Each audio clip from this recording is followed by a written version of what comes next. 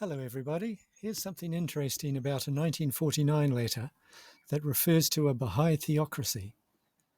The letter was written on behalf of Shoghi Effendi on September 30, 1949, and is the only mention of a Bahai Theocracy in the primary sources. It's remarkable how many critics and opponents of the Bahai Faith have claimed that the Baha'is plan to establish a Bahai Theocracy on such slender evidence. It's also remarkable that some Baha'i authors have said the same thing. The story around this letter shows the importance of contextual reading of the Guardian's responses to questions addressed to him. Often you don't know what the answer means unless you know what the question was. For example, if the question was, "Do Baha'is believe in reincarnation?" and the answer was, "The soul or spirit of the individual comes into being with the conception of his physical body," the answer is saying that the soul does not exist before conception. Reincarnation supposes that the soul exists, and then it is incarnated, put into a body. If you took that answer and applied it to a different question, such as the Baha'i view of early-term abortion, or whether the soul or spirit of a manifestation exists before time, that would be reasoning on shaky ground. So context matters. Whenever Shoghi Effendi is answering a specific question, it's very important to know the question and its context, whether he is writing himself or through a secretary, and whether it is an answer for an individual, or an answer that sets out general principles, or one that tells a Baha'i institution what is to be done at that time. Reading out of context can produce results that do not do justice to Shoghi Effendi's intelligence and consistency. So, back to the 1949 letter that refers to the Bahai Theocracy. I'll be quite quick about this because there's a long version of my research with links to the sources on my Bahai Studies blog. Part of the letter is published in the United States Bahai News for December 1949. You can find the Bahai News and many other publications on the Bahai Works website. If you don't know Bahai Works, check it out, because it's become first base for Bahai Studies research on the English-speaking Bahai communities. The article in Bahai News says, in a letter dated September 30, 1949, addressed to Mrs. Oni Finks, the Guardian answers a question addressed to him, which arose during a study class discussion of David Hofman's commentary on the Master's Will and Testament. And then it quotes Shoghi Effendi's reply. He thinks your question is well put. What the Guardian was referring to was the theocratic systems, such as the Catholic Church and the Caliphate, which are not divinely given as systems, but man-made, and yet having partly derived from the teachings of Christ and Muhammad, are, in a sense, theocracies. The Bahai Theocracy, on the contrary, is both divinely ordained as a system and, of course, based on the teachings of the Prophet himself. This seems to reconcile the Guardian's statement with Mr. Hofman's. The letter is probably composed by Rahia Rabbani, since a letter by her written on the same day is published in Messages to Canada. The US Bahai News published just part of the letter, and I do not have the full letter yet. But Gertrude Garida published just part of that part in her compilation Directives from the Guardian. She gives her selection the title Theocracy and omits the words, "This seems to reconcile the Guardian's statement with Mr. Hofman's." She also omits the information that the class was studying David Hofman's commentary on the Will and Testament. It is that very partial extract that has led a number of authors astray. Her book, Directives, should not be used as a source for any serious study. It is only good for giving you the search terms to feed into the Bahai Works search engine. So the class was studying David Hofman's commentary, which refers to a Bahai theocracy. They found something that contradicted words by the Guardian, and then the secretary's letter resolves, or seeks to resolve, the contradiction. Let's find what David Hofman said and what Shoghi Effendi said. An early version of David Hofman's commentary on the Will and Testament of Abdu'l-Baha is published in The Baha'i World, Volume 9, for the years 1940 to 1944. The version in The Baha'i World, which would be published around 1945 or 1946, has some significant errors, which have been corrected in the 1982 booklet edition of the commentary, which is reproduced on Baha'i Library and in Ocean and other sources. To understand the study class question in 1949, we need the Baha'i World version. Or the study class might have been using a booklet version of Hofman's commentary, published in 1943. I know about the 1943 booklet version, although I don't have it, because William Collins' bibliography is available online at the Internet Archive, which is second base for research of this type. You can see from William's wonderful bibliography that Hofman's commentary went through various editions and 2 revisions. Texts have histories. Editors meddle. Authors have second thoughts. Typesetters make mistakes. This is the stuff of source criticism, which is a basic skill for all research in the humanities.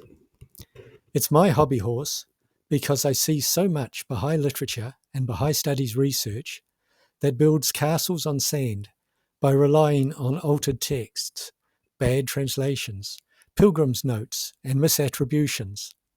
And it's a waste of energy and so unnecessary.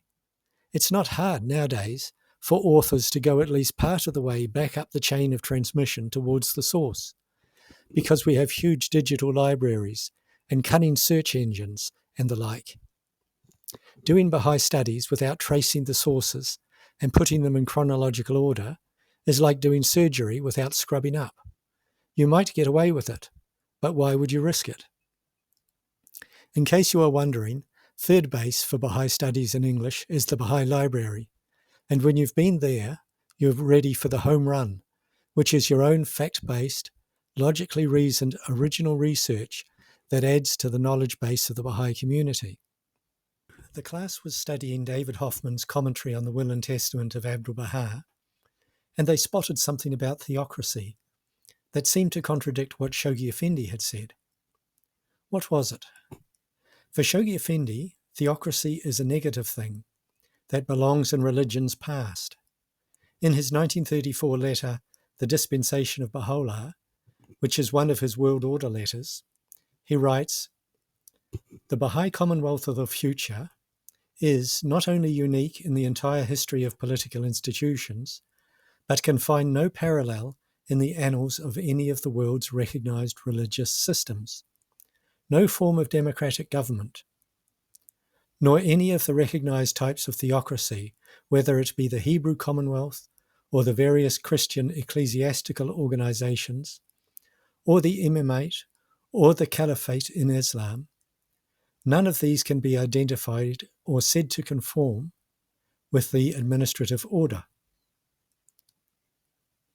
New viewers take note, I cut corners when I am reading long texts, and I modernize the pronunciation to avoid getting tongue-tied, and because the full and correct text is there on the screen. In this passage, Shoghi Effendi gives 4 examples of what he means by theocracy. 1 is the Hebrew Commonwealth. 2, Christian churches. 3, the Shia institution of the imamate, which is the 12 imams, beginning with Ali. And 4, the Sunni concept of the caliphate. The Hebrew Commonwealth, as it was understood by English writers at the time of Shoghi Effendi, refers to Jewish society in Israel, in which, most often, kings ruled while priests and prophets reproved. I could branch off to analyze what Shoghi Effendi means by his term Baha'i Commonwealth.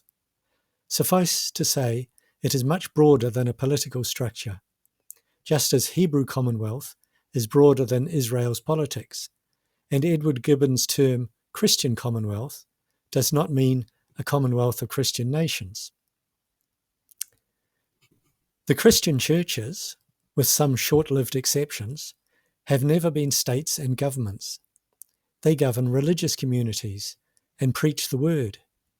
but Shoghi Effendi calls them theocracies. The Shia imams were not the temporal rulers of the Muslim world. Their sovereignty is timeless and spiritual, as Baha'u'llah explains in the Kitab-i-Iqan. But Shoghi Effendi calls this a theocracy. The Ottoman Caliphate, which had ended just before Shoghi Effendi wrote, was a claim that the Sultan was also the spiritual, not temporal, leader of Muslims everywhere. But for Shoghi Effendi, this is a theocracy. In short, for Shoghi Effendi, theocracy is not a Baha'i thing. It belongs in other religions, and it is not a government. Rather, it leads, or pretends to lead, a religious community. But David Hofman uses the word in a different sense, and so far as I have discovered, it is a sense that was then current, mainly in the United States, in American debates about the meaning of the early history of the colonies in North America.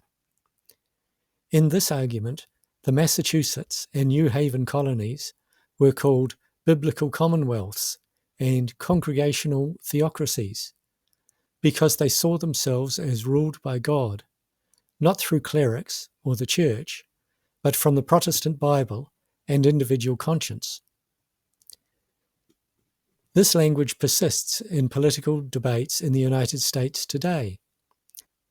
David Hofman says that the Will and Testament is summed up in the word theocracy, or as an earlier dispensation had it, God himself shall rule his people. Such a system, he says, can neither be entirely democratic, nor aristocratic, nor autocratic. Theocracy, for David Hofman, is not new to human imagination and hope, but it is definitely new and as yet remains unknown to conscious experience. For Shoghi Effendi, theocracies are in the past. For David Hofman, in the future. And that, I guess, is what the study class saw as a contradiction.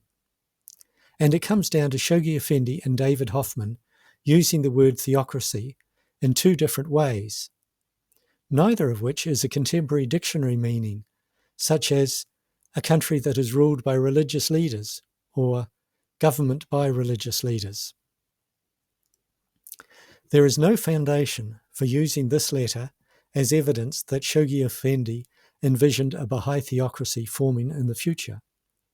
The Bahai administrative order can never be transformed into a government, can never be a theocracy in the political science sense of the word, because of the render unto Caesar principle, which Baha'u'llah, Abdu'l-Baha and Shoghi Effendi all cite and endorse, and because Shoghi Effendi has laid down in words that deserve to be repeated, recited, and indelibly memorized, that the Baha'is must never allow the machinery of their administration to supersede the government of their respective countries.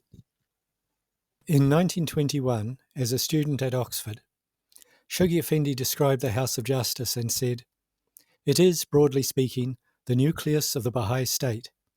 Church and state, thus, far from being divorced from one another, are harmonized, their interests are reconciled, are brought to cooperate for the same end, yet for each is reserved its special and definite sphere of activity." For him, the concept of a Baha'i state, which he definitely envisioned in the future, entails church and state being separate, in two separate spheres of activity, but cooperating. This continued to be his position throughout his life. A letter written on his behalf on 30th of October 1951, also written by Rahir Khanum, states that the administrative order is not a governmental or civic body. It is to regulate and guide the internal affairs of the Baha'i community. Well, that's it from me. I have some other things I could say about the letters written on behalf of Shoghi Effendi in general, but perhaps we should leave that for another day. Good night.